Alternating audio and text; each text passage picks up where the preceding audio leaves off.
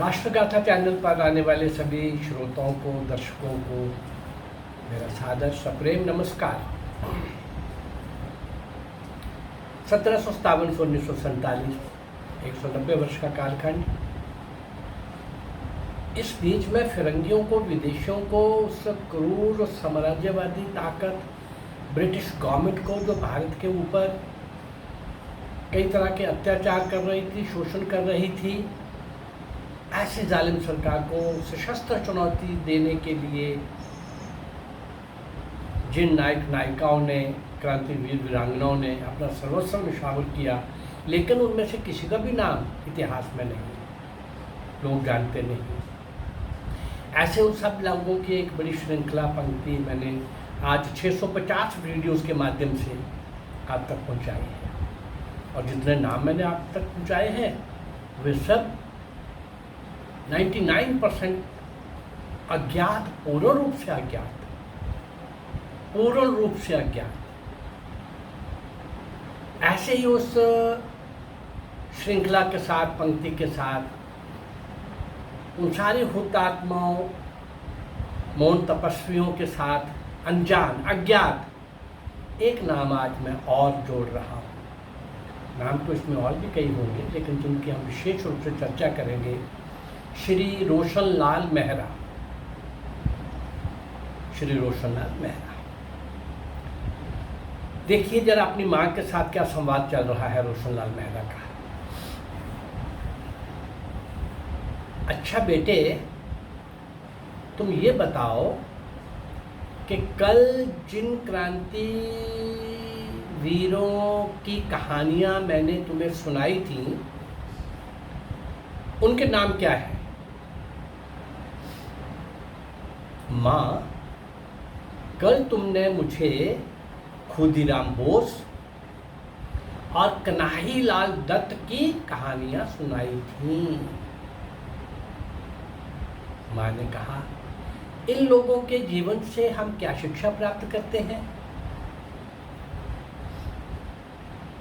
माँ, हमें इन लोगों के जीवन से प्रेरणा मिलती है कि अपने देश और देशवासियों के हित के लिए हमें हंसते हंसते अपने जीवन की कुर्बानी दे देनी चाहिए। मेरे अच्छे बेटा, मेरे अच्छे बेटे,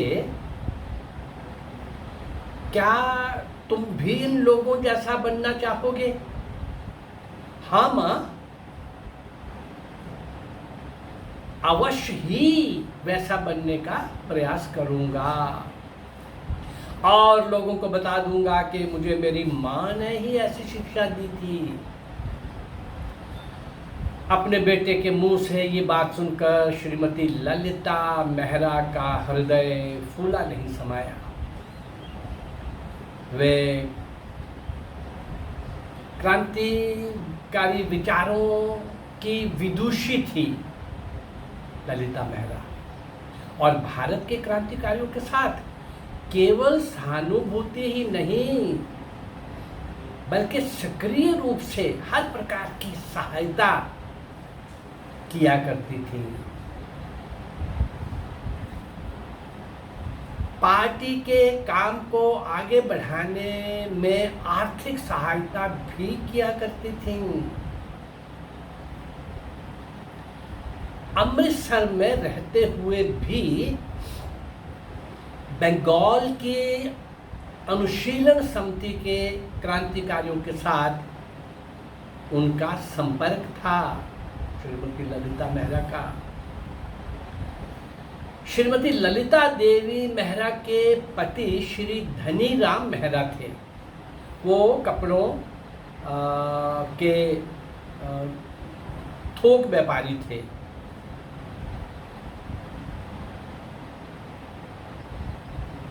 धनीराम का ज्येष्ठ पुत्र वस्त्र व्यवसाय में अपने पिता का हाथ बटा रहा था। अमृतसर में ही गली नैनसुख में उनका मकान था। छोटा पुत्र रोशनलाल यानी रोशनलाल मेहरा अभी पढ़ रहा था, माँ उसे क्रांतिकारी विचारों में ढाल रही थी। कुछ समय पश्चात धनीराम की पत्नी श्रीमती ललिता देवी मेहरा का देहांत हो गया। धनीराम मेहरा ने नई शादी कर ली। कालांतर में उन्हें नई पत्नी से भी 2 पुत्र प्राप्त हुए। मां द्वारा दी गई शिक्षा दीक्षा का प्रभाव रोशनलाल पर था, भरपूर था, और वह उसी दिशा में आगे बढ़ रहा था। सन 1930 में उनका संपर्क उत्तर प्रदेश के एक प्रसिद्ध क्रांतिकारी शंभूनाथ आजाद के साथ हुआ, और केवल 17 वर्ष की आयु में ही रोशनलाल क्रांतिकारी पार्टी का सदस्य बन गया।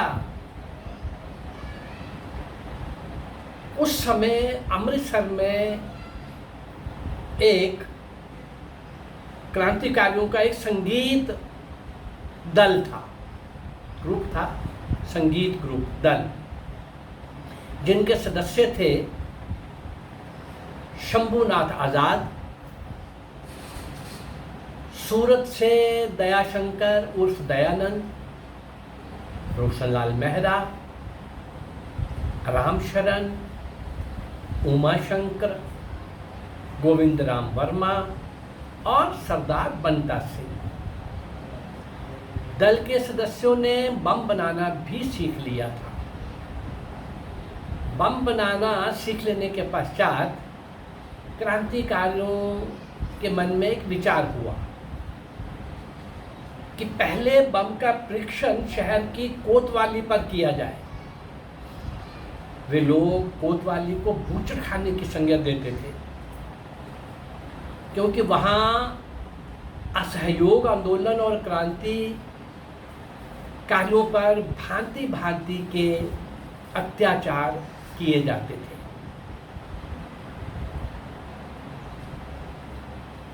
रोशनलाल मेहरा ने ही कोतवाली पर बम फेंका। बम का विस्फोट सफल रहा और कोतवाली का कुछ हिस्सा धराशायी हो गया, खंडर बन गया। कुछ लोग घायल हुए।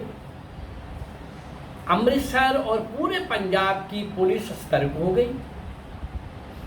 बहुत खोज करने पर भी अपराधियों का पता नहीं लग सका। कोतवाली पर बम विस्फोट करने के पश्चात क्रांतिकारियों के हौसले और बढ़ गए। वे अधिक संख्या में बम बनाना चाहते थे, पर उस काम के लिए अधिक धन की आवश्यकता थी। विचार सामने आया कि राजनीतिक डकैतियां डाली जाए। रोशनलाल ने इस प्रस्ताव का विरोध किया। उसने एक और मौलिक प्रस्ताव पार्टी के सामने रखा।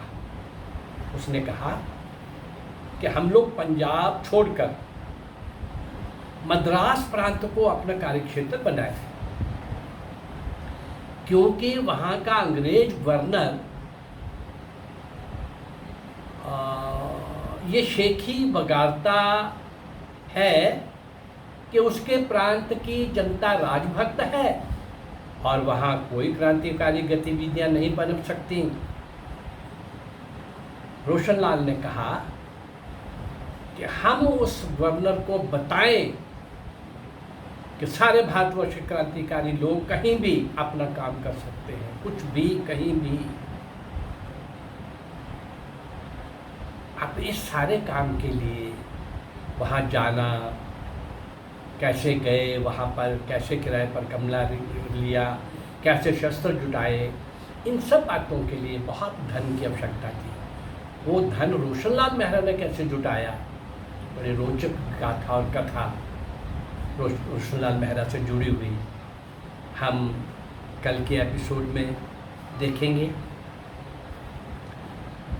आज जिस रोशनलाल मेहरा का अरे उनकी रोशनलाल मेहरा की माँ भी कितनी धन्य होगी। रोशनलाल मेहरा को बनाने वाली, घड़ने वाली, तराशने वाली। और रोशनलाल मेहरा ने आखिर का समय, आखिरी क्या वाक्य बोला उस माँ के प्रति, भारत माँ के प्रति तो समर्पित हो ही गया था। और माँ को भी कहा, माँ जो आपने मुझे सिखाया था वो मैंने करके दिखाया। अब वो क्या करके दिखाया ये हम कल के एपिसोड में और आगे बढ़ाएंगे। रोशनलाल मेहरा, उनकी माँ, और आगे मैंने कितने नाम लिए, शंभूनाथ आज़ाद, सूरत, दयाशंकर, दयानंद, आगे क्या उन सबका काम है, रामशरण, उमा शंकर, गोविंद राम, सरदार बंटा सिंह, ये तो इसी के अंदर इतने नाम आ गए हैं।